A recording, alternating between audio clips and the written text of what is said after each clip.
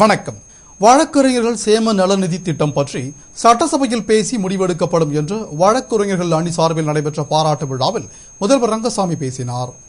Puduvai NR Congress வழக்கறிஞர்கள் அணி சார்பில் முதல்வர் ரங்கசாமிக்கு பாராட்டு விழா அண்ணாமலை ஹோட்டலில் நடைபெற்றது. விழாவில் வழக்கறிஞர்கள் அணி நிர்வாகிகள் வரவேற்று முதல்வராக பொறுப்பேற்றுள்ள ரங்கசாமியை பாராட்டி பேசினர்.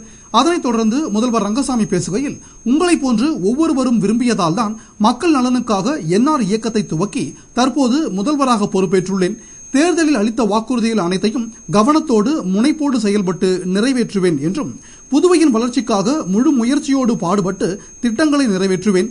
மேலும் சுற்றுச்சூழல் பாதிப்பு ஏற்படா வண்ணம் புதிய தொழிற்சாலைகளை அமைத்து இளைஞர்களுக்கு வேலைவாய்ப்பை உருவாக்குவேன் என்றும், தொடர்ந்து வழக்கறிஞர்கள் சேம நல நிதி திட்டம் பற்றி சட்டசபையில் பேசி முடிவெடுக்கப்படும் என்று பேசினார்.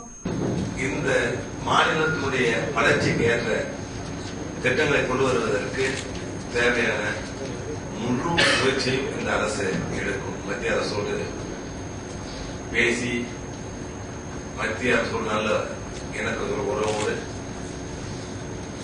இந்த மாநிலத்தின் வளர்ச்சி கொண்டு தேவையான நடவடிக்கையை நமது அரசு எடுக்கும் என்பதை நான் இங்கே கூறிக்கொள்கிறேன்.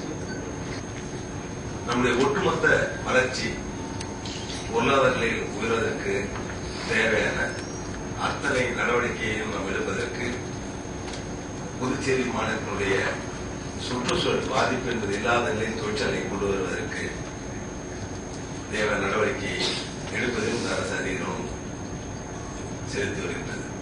என்று புதிய தொழிற்சாலை வரும் பொழுது படிக்கும் இளைஞர்களுக்கு வேலைவாய்ப்பு கிடைக்கின்ற நிலை உருவாகும். நல்ல தரமான கல்வி கிடைக்க வேண்டும் எல்லோருக்கும் என்பதிலே மிகுந்த கவனத்தை அரசு செலுத்தும். அதே சமயத்தில் கல்வியுடைய தரத்தோடு வேலைவாய்ப்பு, இந்த இரண்டிலும் கவனம் செலுத்தினால் சமுதாய முன்னேற்றம் என்பது சரியாக இருக்கும். அதே சமயத்தில் வழக்கறிஞருடைய நல நிதி உயர்த்தப்பட வேண்டும் என்று கேட்டிருக்கிறீர்கள். இதனை இரண்டையும் கருத்தில் கொண்டு வருகின்ற சட்டமன்ற கூட்டத்தொடரில் தேவையான முடிவு சரியான நிலை எடுக்கப்படும் என்பதை விழாவில் கல்வி அமைச்சர் கல்யாண சுந்தரம், முதல்வரின் பாராளுமன்ற செயலர் வைத்தியநாதன் உள்பட என்ஆர் காங்கிரஸ் நிர்வாகிகள் பலர் கலந்து கொண்டனர். புதுவையில் உலக தன்னார்வ ரத்த தானம் செய்வோர் தினத்தை முன்னிட்டு நடைபெற்ற விழிப்புணர்வு பேரணியை தலைமை செயலர் சந்திரமோகன் கொடியசைத்து துவக்கி வைத்தார். ரத்த தானம் செய்வோர்களை ஊக்குவிக்கும் வகையிலும் அவர்களுக்கு நன்றி தெரிவிக்கும் வகையிலும் ஜூன் 16ஆம் தேதி ஆண்டுதோறும் உலக தன்னார்வ ரத்த தானம் செய்வோர் தினமாக கருதப்பட்டு ஜூன் 16ஆம் தேதி முதல் ஜூலை 15ஆம் தேதி வரை கொண்டாடப்பட்டு வருகிறது. அதனை கொண்டாடும் விதமாக புதுவை கடலூர் சாலை வெங்கடசுப்பா ரெட்டியார் சிலை அருகே விழிப்புணர்வு பேரணி நடைபெற்றது. பேரணியை தலைமை செயலர் சந்திரமோகன் பச்சை வண்ண கொடியசைத்து துவக்கி வைத்தார். ஜிப்மர் இயக்குனர் சுப்பராவ், சுகாதார இயக்குனர் டாக்டர் திலீப்குமார் பாலிகா, ஜிப்மர் ரத்த வங்கி அதிகாரி டாக்டர் சுப்பையா, எய்ட்ஸ் கட்டுப்பாட்டு சங்க இயக்குனர் குருமூர்த்தி, நாட்டு நலப்பணித்திட்ட அதிகாரி ஏமு ராஜன் ஆகியோர் முன்னிலை வகித்தனர். பேரணியில் பள்ளி நாட்டு நலப்பணித்திட்ட மாணவ மாணவிகள், என்சிசி மாணவ மாணவிகள், ஜிப்மர் ரத்த வங்கி ஊழியர்கள் உள்பட 1000க்கும் மேற்பட்டோர் கலந்து கொண்டு விழிப்புணர்வு பலகையை ஏந்தியபடி ஊர்வலமாக சென்றனர்.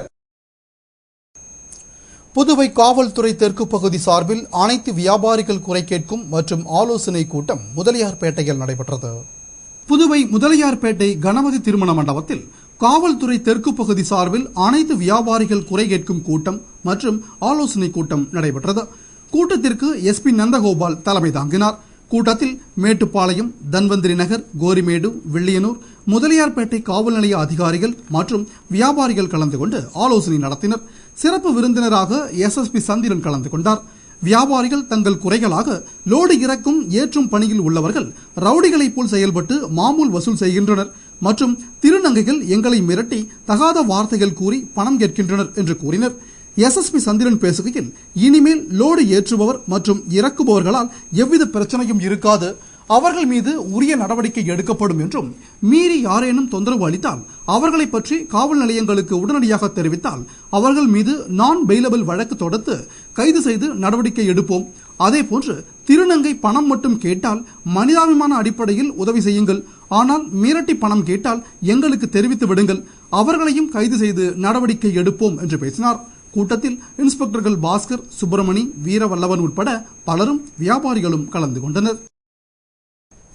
புதுவை சாரம் அருகே அடையாளம் தெரியாத வாகனம் மோதி விபத்துக்குள்ளான பசுமாடு ஒன்றினை அவ்வழியே வந்த ஆசிரியர் ஞானவேலு சிகிச்சைக்காக கால்நடைத்துறை மருத்துவமனையில் சேர்த்துள்ளார். இச்செயல் மற்றவர்களை நெகிழச் செய்தது. புதுவை சாரம் அருகே அடையாளம் தெரியாத வாகனம் மோதி விபத்துக்குள்ளாகி பசுமாடு ஒன்று சாலையோரம் இருந்தது. கால் முறிந்த நிலையில் தவித்துக் கொண்டிருந்த அந்த பசுமாட்டினை சாலையில் செல்பவர்கள் வேடிக்கை பார்த்தபடியே சென்றனர். அப்போது அவ்வழியாக வந்த ஆசிரியர் ஞானவேலு மாடுபடும் அவஸ்தையை கண்டு அந்த மாட்டினை சிகிச்சைக்காக கால்நடைத்துறை மருத்துவமனையில் சேர்த்தார். ஆனால் அங்குள்ள மருத்துவர்கள் மாட்டின் உரிமையாளர் இல்லாமல் சேர்த்துக் கொள்ள மாட்டோம் என்று கூறி மாட்டுக்கு ஏற்பட்ட காயத்திற்கு மருந்து வைத்து கட்டு மட்டும் போட்டுவிட்டனர். இதனிடையே அந்த பசுமாட்டினை எங்கிருந்து கொண்டு வந்தாரோ அங்கேயே கொண்டு வந்துவிட முடிவு செய்த ஆசிரியர் ஞானவேலு மாட்டினை சாரம் பகுதியில் மர நிழல் உள்ள இடத்தில் கொண்டு வந்து விட்டு சென்று விட்டார். இச்செயல் மற்றவர்களை நெகிழச் செய்தது. இந்த செய்தி பசுமாட்டின் உரிமையாளருக்கு தெரிந்ததோ அல்லது தெரியாமல் போனதோ என்று தெரியவில்லை. புதுவையில் பெரும்பாலான மாட்டின் உரிமையாளர்கள் தங்களது கால்நடைகளை சாலையில் அவிழ்த்துவிட்டு மாலையில் அது வீட்டுக்கு வந்ததும் மீண்டும் கட்டி போட்டு பாலை கறந்து விற்பனை செய்து வருகின்றனர். கால்நடைகளை சாலையில் திரிய விடுவதால் போக்குவரத்திற்கு பாதிப்பு ஏற்படுகிறது. ஒரு சில சமயங்களில் விபத்துகளும் நடைபெறுகிறது. எனவே இனிவரும் காலங்களில் தங்களது கால்நடைகளை வீட்டிலேயே வைத்து வளர்க்க வேண்டும். அப்படி இல்லை என்றால் கால்நடைகளை வளர்க்காமல் இருக்க வேண்டும். எது எப்படியோ கால்நடைகளை சாலையில், அதாவது போக்குவரத்திற்கு இடையூறாக திரியவிடும் கால்நடை உரிமையாளர்களிடம் போக்குவரத்து காவல்துறை அபராதம் வசூலித்தால் கால்நடைகளை உரிமையாளர்கள் சாலைகளில் திரியவிட மாட்டார்கள். புதுவை வடமுகத்து செட்டியார் திருமண நிலையத்தில் அனைத்திந்திய ஜனநாயக மாதர் சங்கத்தின் 13வது மாநாடு நடைபெற்றது. இதில் பல தீர்மானங்கள் நிறைவேற்றப்பட்டன. அனைத்திந்திய ஜனநாயக மாதர் சங்கம் புதுவை பிரதேச 13வது மாநாடு வடமுகத்து செட்டியார் திருமண மண்டபத்தில் நடைபெற்றது. மாநாட்டில் சுமதி சங்கக்கொடியை ஏற்றினார். பிரதேச தலைவர் சாந்தி தலைமை தாங்கிட கலைச்செல்வி வரவேற்று பேசினார். தொடர்ந்து அகில இந்திய பொதுச் செயலாளர் சுதா சுந்தரராமன் சிறப்பு விருந்தினராக கலந்து கொண்டு சிறப்புரையாற்றினார்.